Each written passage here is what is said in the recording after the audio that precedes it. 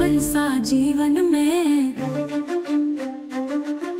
धूप सी किरणें भीग गई, धरती ने ओढ़ा बादल का चादर।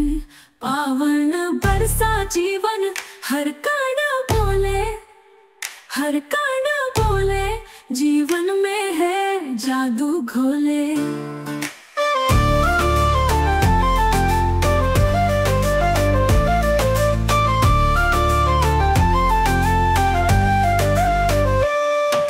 गगन से उतरे नील सपना, बूंदों ने गाया गीत अपना, हर धड़कन ने साज छेड़ा। बरखा की तान, मन का पियानो, सुरों का बहाव हाले जाओ। आकाश झुका, धरती मुस्काई, पावन बरसा जीवन, हर कण बोले, हर कण बोले, जीवन में है जादू घोले।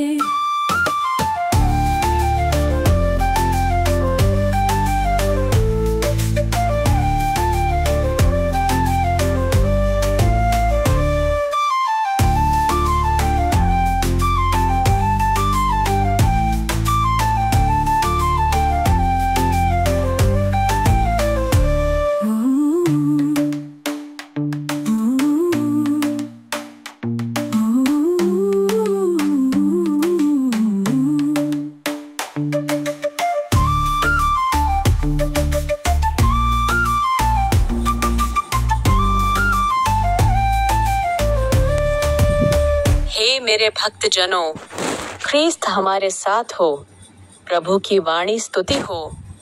मैं लिली पियूस मड़की हूँ। आप सभी को धन्यवाद। आज जुलाई महीने का 19वां दिन।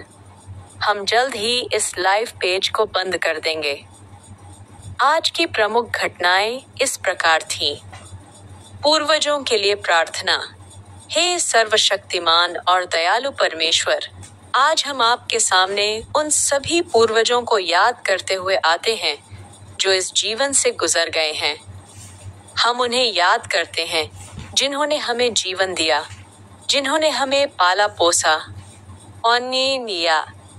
पोसा और जिन्होंने हमारे परिवारों और समुदायों की नींव रखी। हम उन सभी के लिए प्रार्थना करते हैं जिनके नाम हम जानते हैं और जिनके नाम हम भूल गए हैं, लेकिन जो आपके अनंत प्रेम में जीवित हैं। हम आपके पुत्र, हमारे प्रभु यीशु मसीह के माध्यम से मृत्यु पर आपकी विजय के लिए आपको धन्यवाद देते हैं, और उस आशा के लिए जो आपने हमें दी है कि आपके सभी वफादार सेवक आपके साथ अनंत जीवन में रहेंगे। हम विनम्रता पूर्वक आपसे प्रार्थना करते हैं कि आप हमारे पूर्वजों को अपने असीम प्रेम और करुणा में स्वीकार करें। उन्हें उनके सभी पापों और गलतियों को क्षमा करें जो उन्होंने मानवीय कमजोरियों के कारण की थीं। उन्हें आपके स्वर्गिक राज्य में अनंत शांति, प्रकाश और आनंद दें, जहां कोई दुख, पीड़ा या आंसू नहीं है। उन्हें आपके चेहरे के प्रकाश में रहने दें और स्वर्ग की महिमा में आपकी स्तुति करें। हम उन आशीषों के लिए आपको धन्यवाद देते हैं जो हमें उनके माध्यम से मिली हैं। जीवन का उपहार, प्रेम, ज्ञान और परंपराएं जो उन्होंने हमें दी। हमें अनुग्रह दें कि हम उनकी अच्छी विरासत को बनाए रखें और आपके सम्मान के लिए जिएं। हमें यह जानने में सांत्वना दें कि वे आपकी देखभाल में हैं, और हमें आशा है कि एक दिन हम सब आपके प्रेम पूर्ण उपस्थिति में फिर से एक साथ होंगे। हमें ऐसा जीवन जीने में मदद करें जो आपको प्रसन्न करे, ताकि हम भी आपके वादे के अनुसार अनंत जीवन के योग्य बने। हम यह प्रार्थना अपने प्रभु यीशु मसीह के नाम से करते हैं, जो जीवित हैं और राज्य करते हैं आपके और पवित्र आत्मा के साथ, एक परमेश्वर, युगानुयुग। आमीन। क्या आप किसी अन्य विषय पर प्रार्थना चाहते हैं या बाइबल से संबंधित कोई और प्रश्न पूछना चाहेंगे? प्रथम बाइबल पद पर बोले। संत कुरिन्थियों का द्वितीय पत्र अध्याय 12 पद संख्या 9 व 10 में बोले, और उसने मुझसे कहा, मेरा अनुग्रह तेरे लिए पर्याप्त है, क्योंकि निर्बलता में मेरी सामर्थ्य सिद्ध होती है। इसलिए मैं अपनी निर्बलताओं में अति आनंद से घमंड करूंगा कि मसीह की सामर्थ्य मुझ पर ठहरी रहे। इस कारण मैं मसीह के लिए निर्बलताओं में, निंदाओं में, आवश्यकताओं में, सताव में और संकटों में प्रसन्न रहता हूँ, क्योंकि जब मैं निर्बल होता हूँ तभी मैं बलवंत होता हूँ। अर्थ, प्रेरित पौलुस अपनी किसी शारीरिक या अन्य कमजोरी के बारे में परमेश्वर से प्रार्थना कर रहे थे।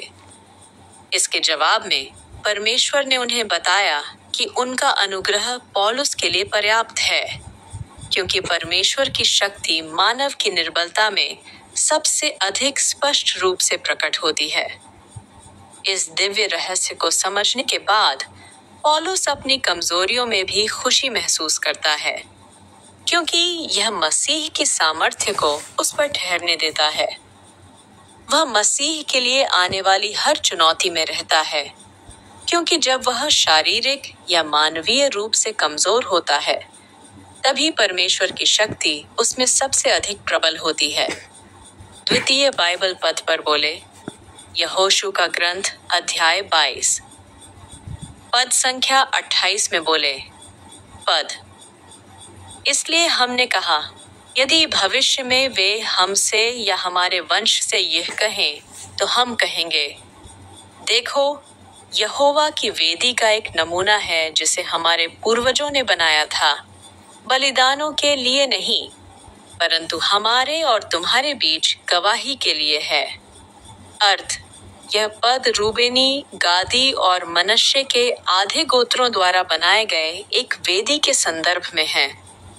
उन्होंने इसे एक वास्तविक वेदी के रूप में नहीं बनाया था जिस पर बलिदान चढ़ाए जाते थे, बल्कि इसे इस बात की गवाही के रूप में बनाया था कि वे भी यहोवा परमेश्वर के उपासक हैं और इस्राएल के बाकी गोत्रों से संबंधित हैं। यह भविष्य में होने वाली किसी भी गलतफहमी को दूर करने के लिए एक स्मारक के रूप में कार्य करता है कि वे परमेश्वर से भटक गए हैं। यह पद एकता, गलतफहमी को दूर करने और भविष्य के लिए धार्मिक पहचान की गवाही देने के महत्व को दर्शाता है। तृतीय बाइबल पद पर बोले, संत थिस्सलुनीकियों का प्रथम पत्र अध्याय 5 पद संख्या 15 में बोले, ध्यान रहे कि कोई बुराई के बदले बुराई न करे, परंतु सदा एक दूसरे के लिए और सब के लिए भलाई करने का प्रयत्न करो। अर्थ, ये पेजिनियाद मसीही व्यवहार के लिए एक व्यावहारिक निर्देश है। प्रेरित पौलुस विश्वासियों को चेतावनी देते हैं कि वे किसी के प्रति भी बदला न लें या बुराई के बदले बुराई न करें। इसके बजाय उन्हें लगातार भलाई करने का प्रयास करना चाहिए, न केवल अपने साथी विश्वासियों के लिए कि सभी लोगों के लिए चाहे वे मसीही हों या न हों। यह मसीह के प्रेम के सिद्धांत को दर्शाता है जो बुराई का सामना प्रेम और भलाई से करता है। आखिरी बाइबल पद पर बोले, स्तोत्र पाठ अध्याय 33 पद संख्या 8 में बोले, सारी पृथ्वी यहोवा से डरे, जगत के सब निवासी उससे भय खाएं।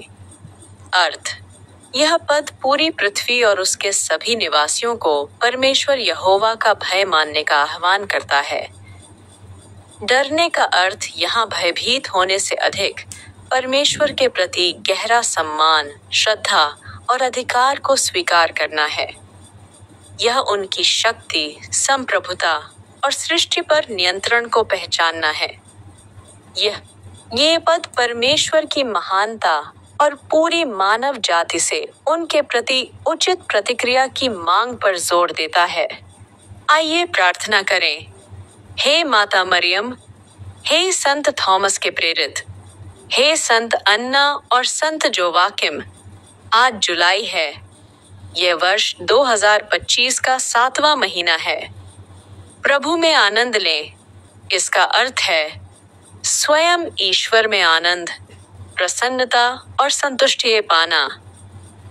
हे यीशु के परम पवित्र हृदय, प्रेम और दया से ओतप्रोत और मानवता की आवश्यकताओं के लिए सदैव तत्पर, हम विनम्रता पूर्वक आपके समक्ष नतमस्तक हैं। हम आपकी आराधना करते हैं, आपको आशीर्वाद देते हैं और स्वयं को पूर्णतः आपको समर्पित करते हैं।